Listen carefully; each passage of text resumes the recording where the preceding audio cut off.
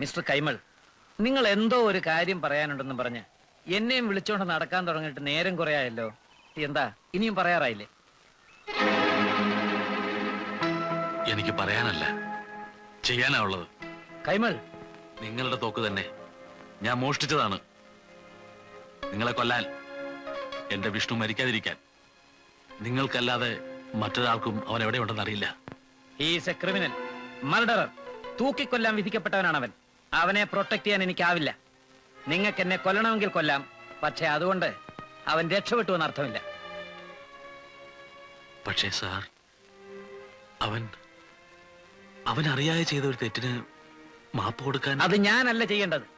കോടതി മുറിയിൽ ഞാൻ കൊന്നു എന്ന് മാത്രമാണ് അവൻ പറഞ്ഞത്. ഒരു അഡ്വക്കറ്റിനെ വെക്കാനോ വാദിക്കാനോ അവൻ തയ്യാറായില്ല.